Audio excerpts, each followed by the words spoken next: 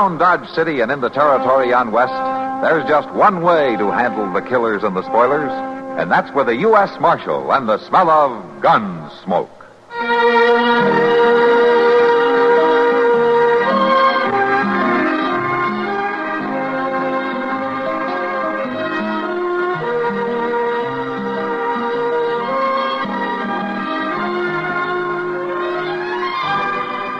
Gunsmoke, starring William Conrad. The story of the violence that moved west with young America. And the story of a man who moved with it. I'm that man. Matt Dillon, United States Marshal. The first man they look for and the last they want to meet. It's a chancy job, and it makes a man watchful. And a little lonely.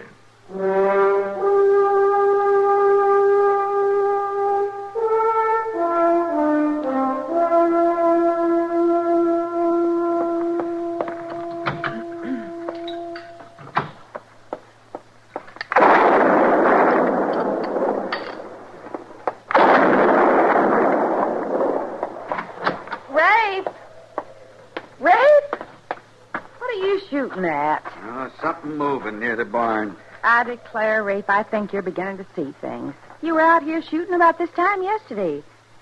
Come on in and have your supper. I saw something, I tell you. I'm going down there. Now, Rafe, your eyes are playing tricks on you in the twilight. You didn't find anything last night, did you? I didn't get a good look. You hollered me back here like the Injuns was after you. A woman likes her supper et once she sets it on the table. Come on, Rafe. Your pie'll be getting cold. But one of these times I'm going to get a good shot at him. Put that gun down and pull up to the table.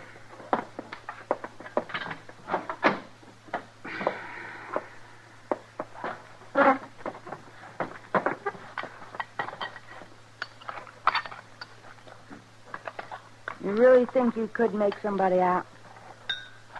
Somebody was there, all right. I got me a good idea who it was. I got me a good idea it's that worthless dude kid we had around here. Tom? You mean Tom? I sure do. Now, you wouldn't want to go and shoot him, would you? I'll shoot him sure if I find him on my land. He caused nothing but trouble, letting the hogs loose, tipping the lantern in the loft, foundering my mare. He wasn't used to living on a ranch. And he don't belong on one. Especially not mine. I reckon he's miles away by now. You threw a bad scare into him the day you sent him packing. I meant to. And if I see him around here again, I'll send him packing again with a load of buckshot. Here. Hold your cup. I'll pour you some more coffee.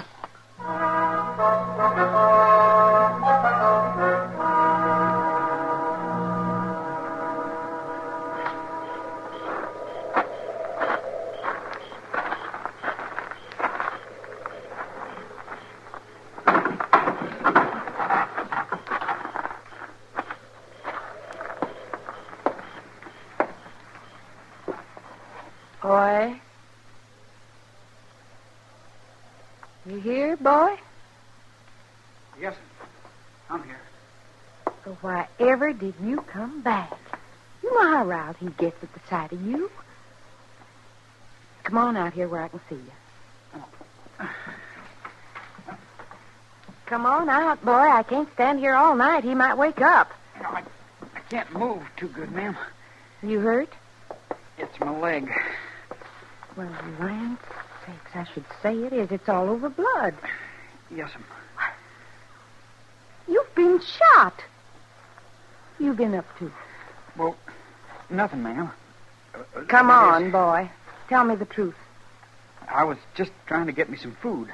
I was awful hungry. So you tried to steal somebody's chickens? Oh, no, ma'am. I wasn't trying to steal nothing. Well, why would anybody shoot you then? Well, ma'am, I don't rightly know. Well, I didn't exactly see. Never mind that right now. Your leg needs binding up. Turn your head, boy. Ma'am? Turn your head. Oh. This nightgown will have to do for a binding. I declare Rafe's right about one thing. You don't bring nothing but trouble. I swear I don't know what to do about you. You're purely out of place on the prairie. You never should have left Baltimore in the first place. You hear me, boy? Yes'm. I ain't much good out here. Well, now, don't fret. We'll just fix you up somehow. Now, let me see that leg.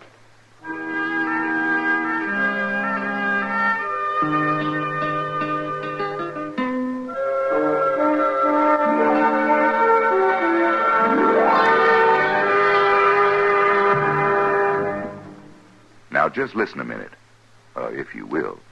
I've got a little story to tell you. Well, it's not so little. It's sort of a tall tale. It's about a legendary hero, a logging hero. You know, logging is a pretty important business. And this hero, Tony Beaver was his name, well, he gets most of the credit for making it what it is today. Now, Tony came from the Eel River country. It's kind of hard to figure out just where that is, because Georgia claims him, and so does North Carolina. And then West Virginia says he's from there. But wherever it was, well, that's where they raised the greatest logger of them all. Seems Tony used to raise watermelons before he started lumbering. Biggest melons there ever was, too. Why, they were so big they used the shells for bunkhouses.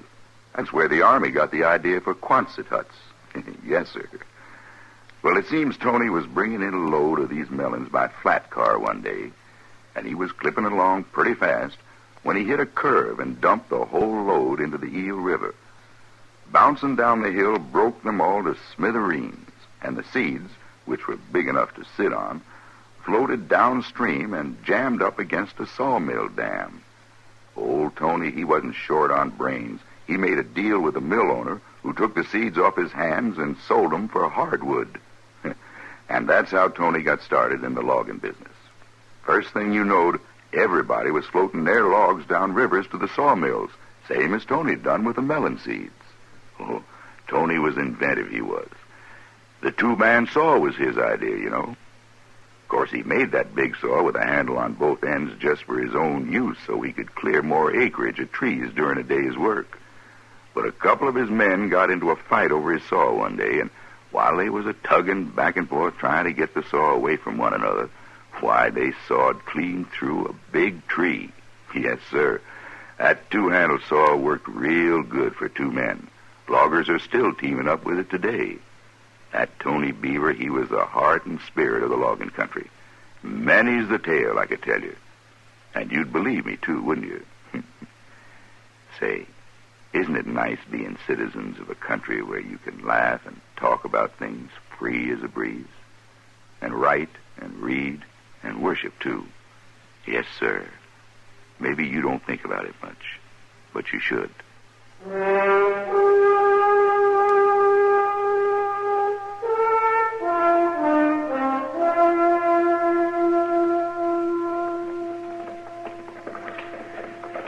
I declare, that must be the sixth one I've saw today. Hmm? I said that must be the sixth one I've... Oh, excuse me, Mr. Dillon. I didn't mean to disturb your reading of the paper. Oh, that's all right, Chester. What are you counting, anyway? Ladies. You keeping track of the ladies all of a sudden?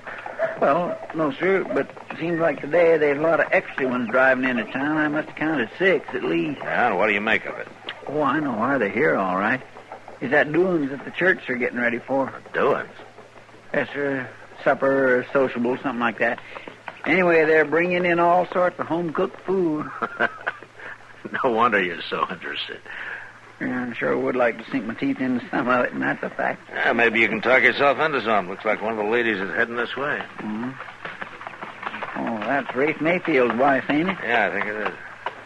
Hello, Marshal. Chester. How do, ma'am? Hello, Miss Mayfield. Well, how are you and Rafe making out these days? Tolerable, I guess. Marshal, can I speak to you for a few minutes in private like? Well, sure, Miss Mayfield. Here, let me help you down. Oh, thanks. There you are. Yeah, come on inside. Well, guess I'll be going along. Oh, I don't mind you, Chester. You might even help. Well, now, thank you, ma'am.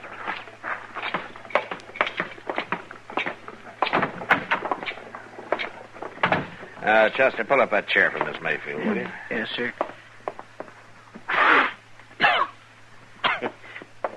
Here you are, ma'am.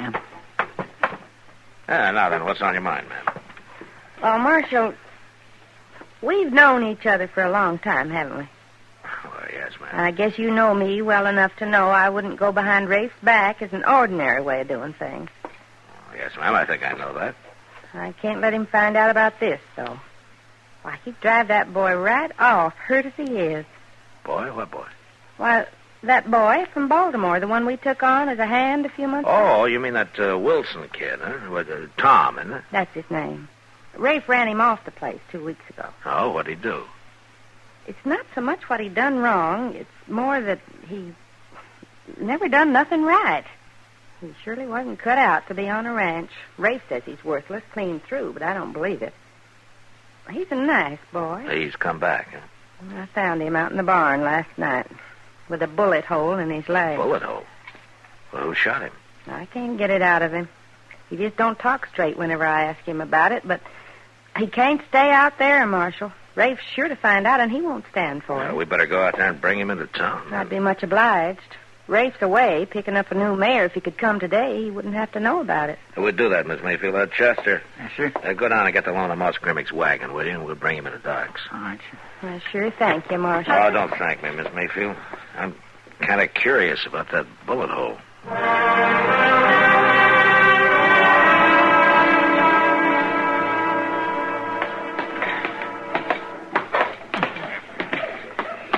Don't you think a doctor's office could be a little handier to get to instead of all these stairs?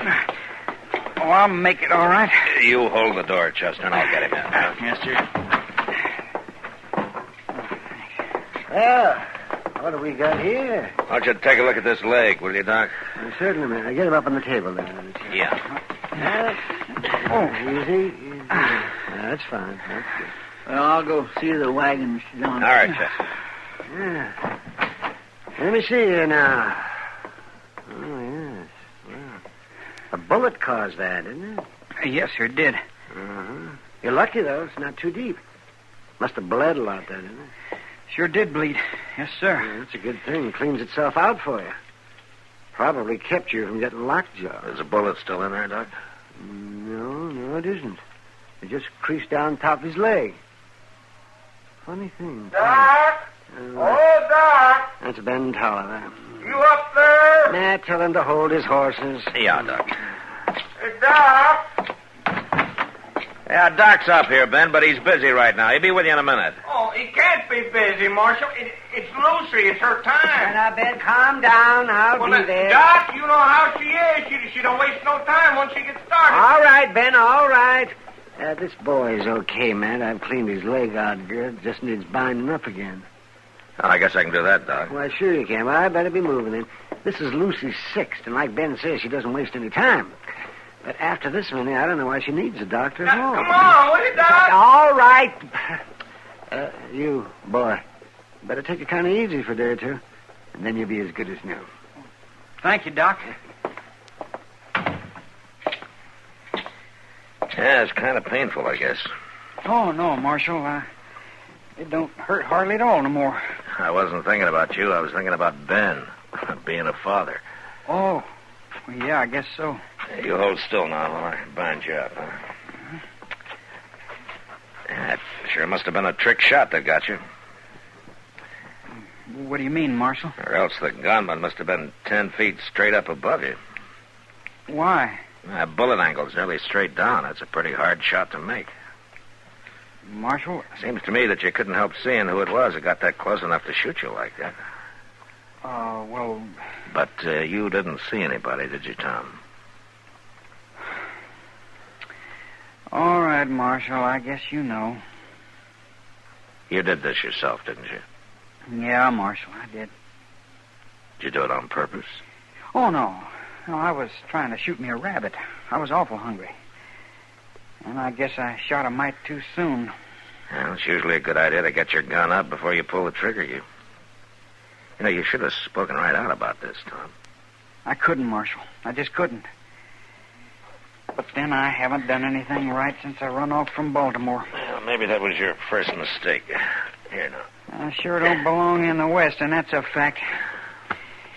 But Well, when you're so all-fired clumsy you shoot yourself in your own leg, where do you belong, Marshal? Yeah, there's lots of accidents with guns, Tom. That's no disgrace.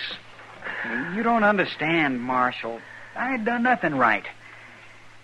Besides, I'm scared of guns. Now, Tom, the man who isn't scared of guns is a fool. I tell you, Marshal, I never thought it would be like this.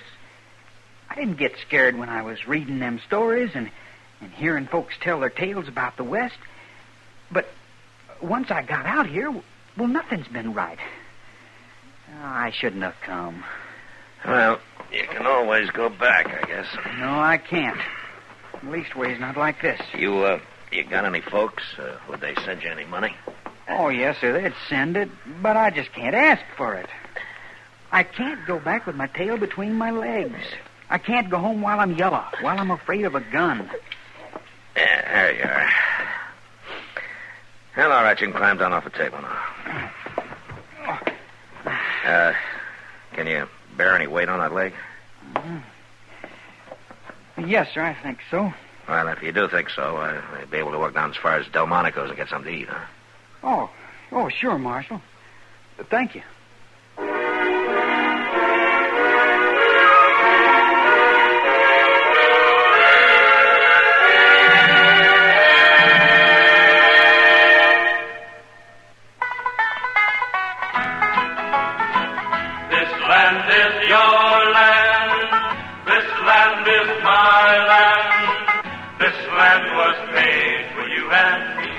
When I was a child, I used a little spelling game to remember Mississippi. Mississippi. Remember? Now, of course, I remember Mississippi in other ways, for other things. I remember Faulkner and Yoknapatawpha County, the aristocratic old plantations of Natchez, shrimp boats setting out from Biloxi.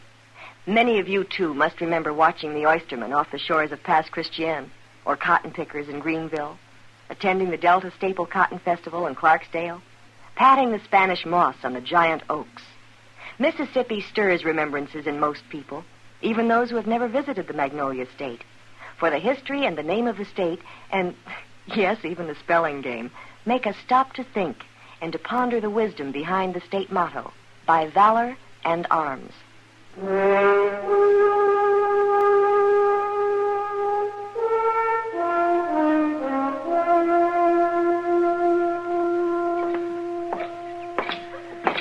Hello, Matt. Hello, Kitty. I was just on my way down to see you. Huh? Thought I might have a glass of beer. Oh, come on, then. It'll be a pleasure. Okay. Also a novelty. Oh? What do you mean? You haven't exactly been making a habit of coming around lately. Well, I've been kind of busy, Kitty. Yeah, that's what I hear. I understand you've adopted a boy.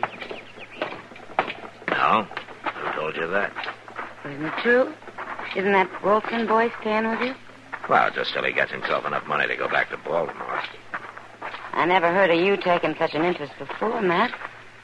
Kitty, he's got things pretty mixed up. Poor kid thinks he's no good. Oh. And you think you'll figure he's not so bad if the Marshal will put up with him, huh? Oh, now, Kitty, It's all right, Matt.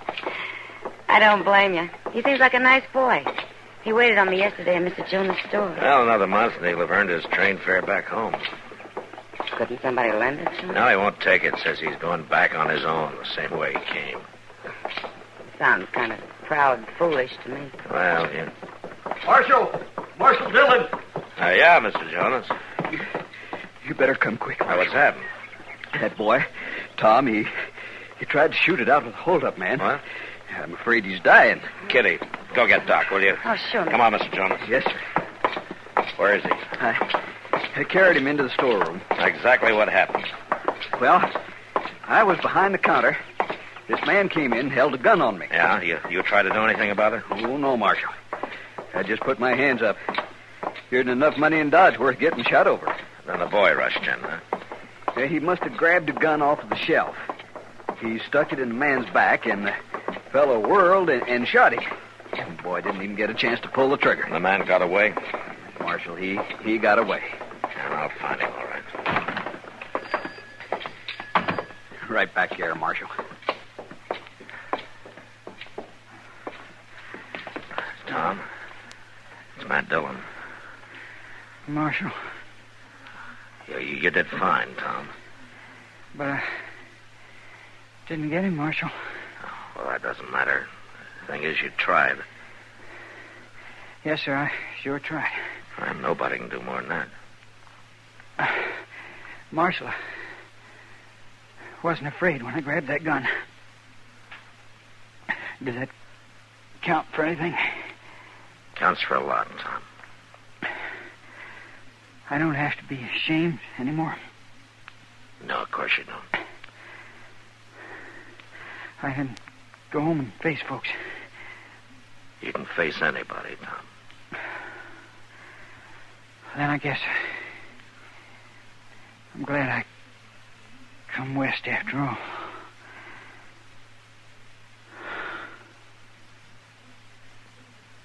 Tom. Is he dead, Marshal?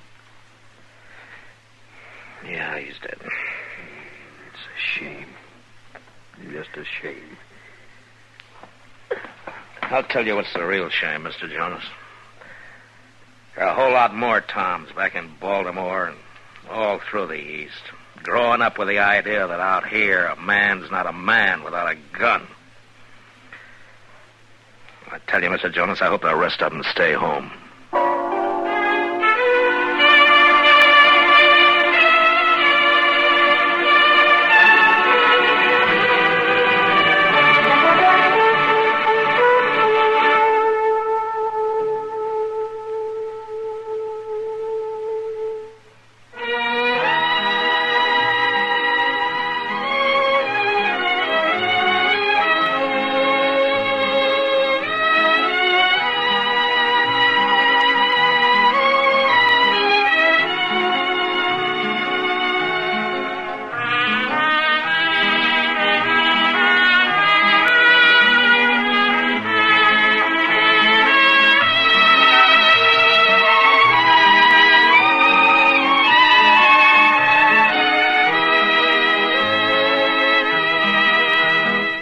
Gunsmoke. Produced and directed by Norman McDonald, stars William Conrad as Matt Dillon, U.S. Marshal. The music was composed and conducted by Rex Corey. Sound patterns were composed by Ray Kemper and Bill James. Featured in the cast were Parley Bear as Chester, Howard McNear as Doc, and Georgia Ellis as Kitty. George Wolfe speaking. Join us again next week for another story of the western frontier of America in the 1870s on Gunsmoke. This is the United States Armed Forces Radio and Television Service.